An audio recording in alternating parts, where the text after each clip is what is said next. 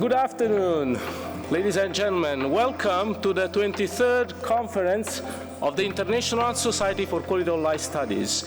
Welcome to Luxembourg. On behalf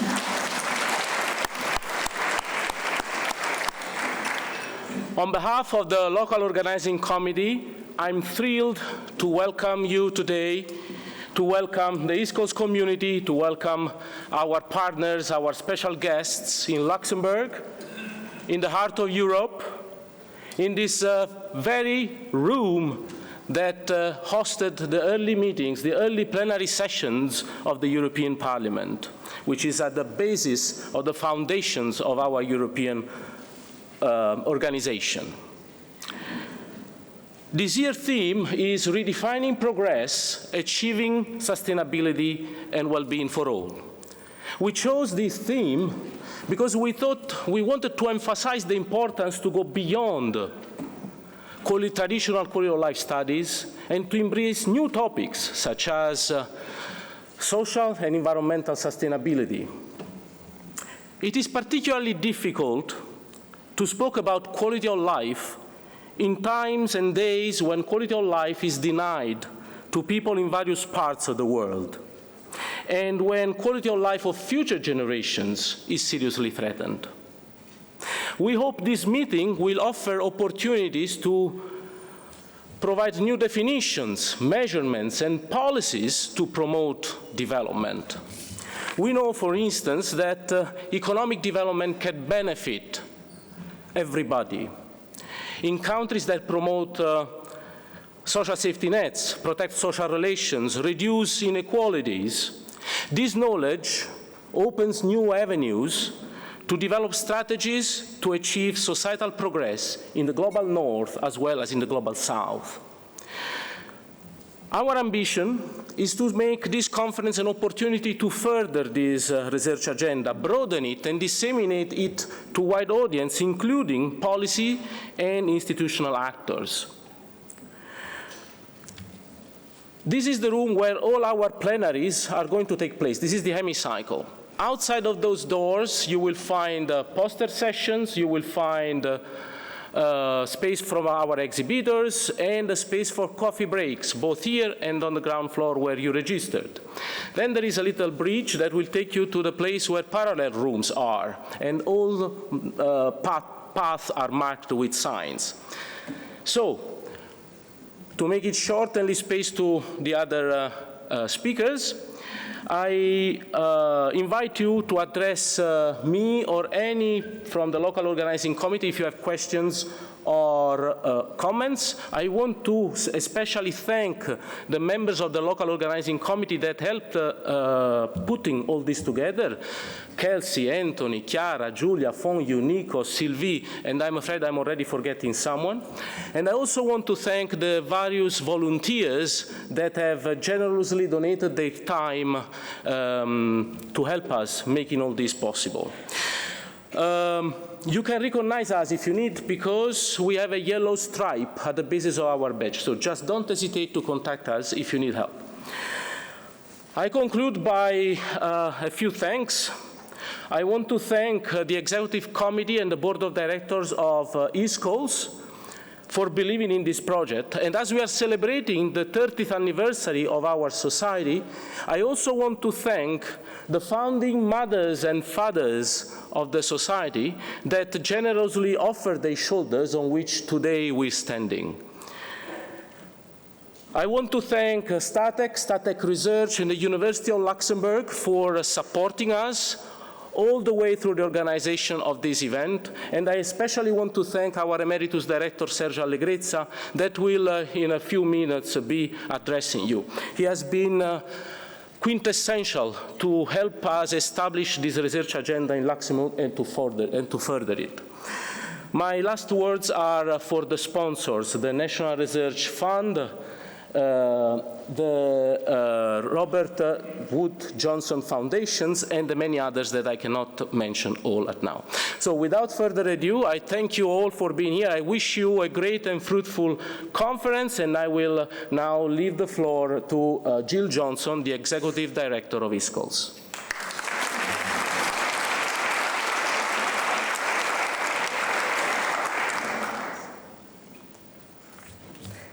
Thank you, Francesco, and thank you to the entire local organizing committee for your enormous efforts in organizing this incredible event.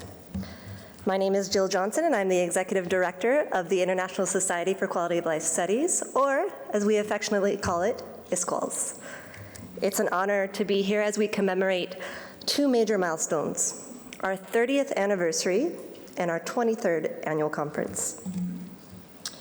In the early 1990s, a small group of researchers, and I mean small, about 5, they were connected through a shared interest to understand how to define, measure, and improve quality of life. After years of feeling isolated within their academic circles for pursuing what was back then considered an unconventional academic focus, they desired to create an organization that would serve as their academic home. Finally, in 1995, led by Joe Serge, this small group of researchers created the International Society for Quality of Life Studies.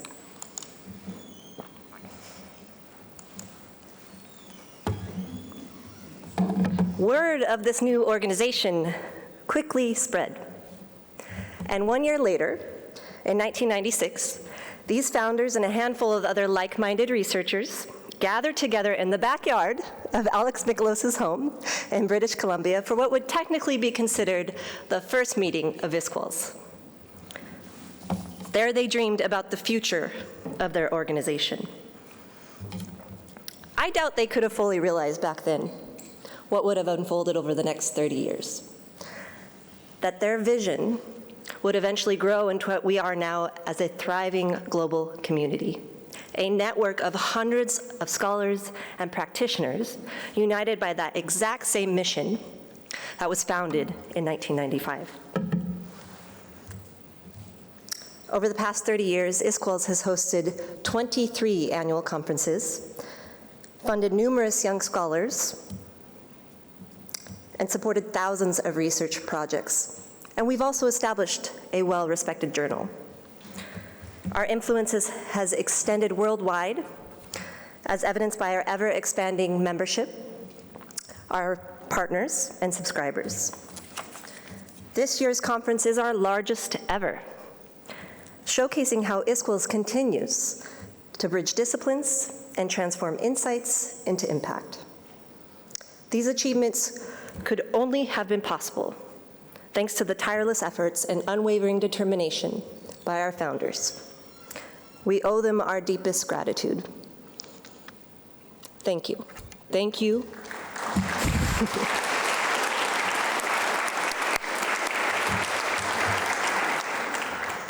To our founders, thank you for your dedication and commitment to ISQOLS. May we honor your legacy by continuing to build upon the path you so boldly forged. To the rest of us, no pressure. You are the future of ISQOLS. Keep pursuing this important work, and most importantly, let ISQOLS serve as your academic home the same way our founders envisioned it. As we move through this conference, I encourage you to embrace the extraordinary opportunity before you, to learn and engage with people representing over 70 nations, with a myriad of disciplines and perspectives. Let that diversity inspire you. Approach every conversation, every session, every presentation with humility, openness, and gracious curiosity. Many of our ISQOLS veterans have shared with me a common reflection. While we've made significant strides over the past 30 years, we are only still beginning to uncover the full potential of well-being research. There remains so much more to explore. Underrepresented people groups to engage, and countless questions yet to be asked and answered. With this in mind, as we take this week to celebrate, let us not only honor those who paved the way, but let us also recommit ourselves to our mission to inspire and unite scholars and professionals from around the globe in advancing quality of life for all. Congratulations to ISQOLS. Here's to the next 30 years of impact and beyond. Thank you.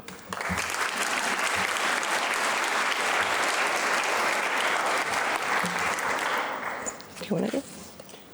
And I'd like to welcome the president of ISQOLS, Stephanie Rossouw, for her remarks.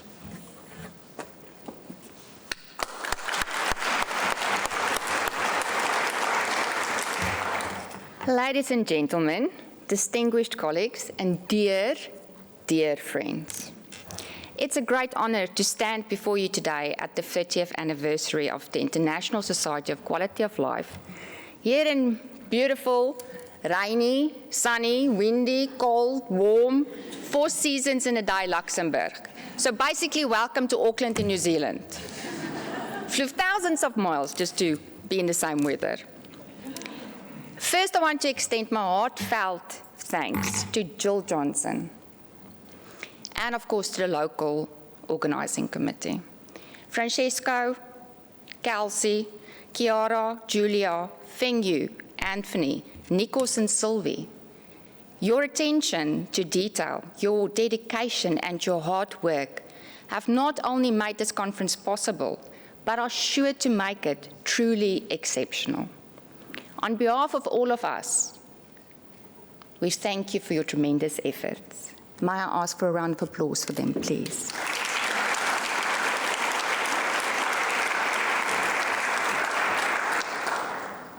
Now, 30 years ago, ISQOLS was founded on the bold belief that quality of life measured, understood, and improved is not a luxury.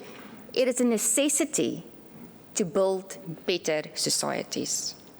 What began as a small circle of scholars has become a global community committed to advancing the well-being of all people around the world. I don't know if you know, but today we mark what is traditionally known as the Pearl Anniversary. Pearls symbolize wisdom gained through experience, which is fitting for our organization that has spent 3 decades collecting, refining, and sharing knowledge about human well-being. Just like pearls, that wisdom was not formed overnight. It was cultivated through patience, persistence, and collaborative determination from many contributors across generations. Looking back, we see a remarkable journey. When ISQOLS began, the idea of studying quality of life systematically was still gaining ground. GDP dominated the progress conversation. Today, thanks in a large part to this society, well-being is no longer a fringe concern.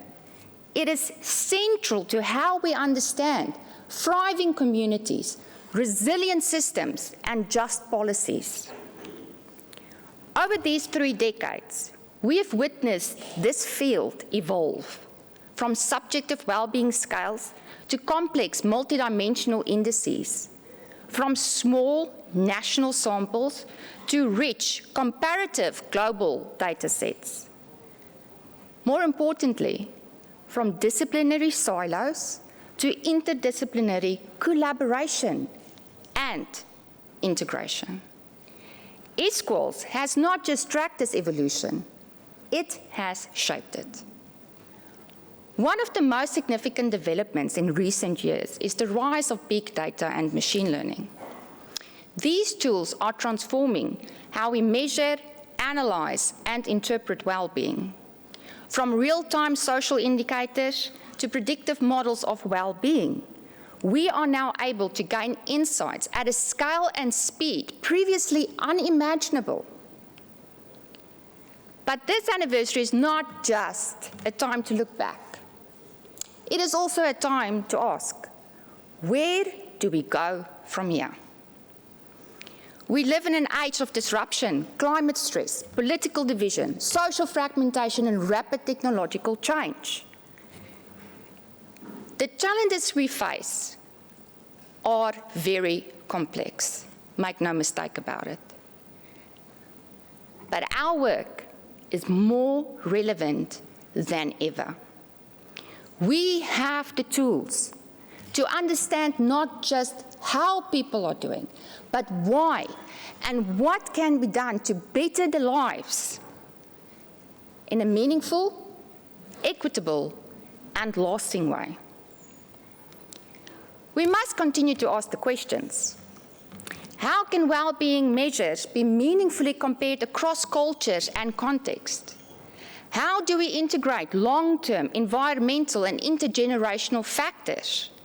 And most importantly, how can our findings inform real policy change, practice, and everyday life? Let this 30th anniversary be both a celebration and a recommitment to scientific rigor, to cross-disciplinary partnership, and to the ethical responsibility of making our research count. You know, about 2 weeks ago, I was reminded that ISQOLS is still a youngster, and that we stand on the shoulders of the giants who came before us. Let us honor them not only by remembering their contributions, but by carrying forward their vision with courage, curiosity, and compassion as we shape the next 30 years of quality of life research together. Thank you.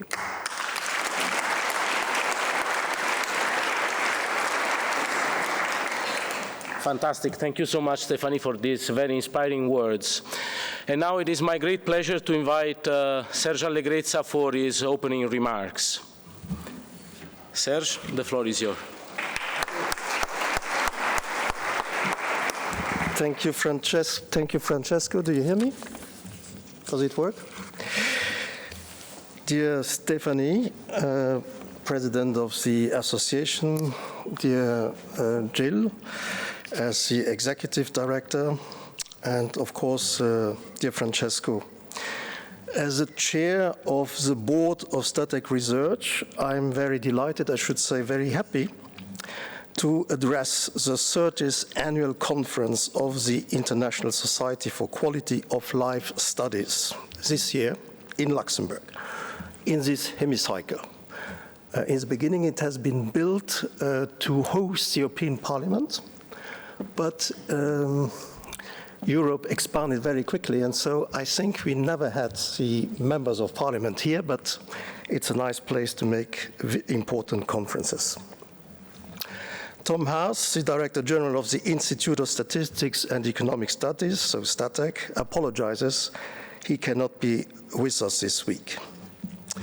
And first of all, I would like to thank the team around Chiara Peroni and Francesco Sarracino for the organization of this conference, because there were a lot, I was just listening to them, but there were a lot of practical problems and some financial issues to fix. So far, everything works well. They also managed to preserve us from a heat wave. So we have a nice, chill atmosphere to work. So thank you to all the staff of STATEC, to the organizational committee, and of course, the volunteers and our sponsors. Yeah. I did nothing, so. So let me give a little bit of the local color here. Luxembourg ranks 9th in the ranking of the World Happiness Report. And Francesco and his team calculated that it's in fact a bad ranking for us because we have such good conditions, material conditions, that we should do better. And so we don't have still the technology to make us happier, but we're listening carefully to what Professor Bomirski has to say about how to get permanently happy, because there is some room for maneuver in Luxembourg. Over the years, a large number of initiatives have emerged under the label of Beyond GDP in many countries, aiming to promote alternative dimensions of prosperity which are not captured by traditional indicators such as GDP, inflation, and unemployment. Luxembourg has developed its own dashboard of well-being indicators labeled Bien-être, collapsing two concepts which are meant to be complementary: GDP and well-being. So the PIB Bien-être is a dashboard developed by representatives of the organized civil society. So on the one side, social partners, and on the others, environmentalists who work together to put up such a dashboard. And the government tasks the National Statistics Institute, STATEC, to set up the dashboard and to publish regularly a report on well-being in Luxembourg. So the PIB Bien-être dashboard includes indicators like real household income, inequality, poverty risk, employment, gender wage gap, etc., including subjective well-being, just to name a few. Since it is difficult to grasp the message conveyed by a long list of indicators, STATEC created a composite indicator summarizing the various dimensions in one number called LIW, L-I-W, Luxembourg Index of Well-being. The LIW synthetic indicator tries to mimic GDP, but is published with some delay. Well-being indicators should be available if they want to compete with GDP, at least on a quarterly basis, in order to be considered by the media and the general public at par with traditional macroeconomic indicators. Policymakers in Luxembourg promised to use alternative measures of well-being and prosperity in order to promote policies aiming at a qualitative, inclusive, and sustainable growth. The Minister of Finance in Luxembourg signaled recently his willingness to embrace performance budgeting and is keen to rely on alternative indicators such as those related to well-being in the budgetary process. Good practices in this area will be discussed at this conference, and I'm looking forward to interesting debates and insights. So I would conclude here and wish you all a fruitful conference and hope you will enjoy your stay in Luxembourg. Thank you.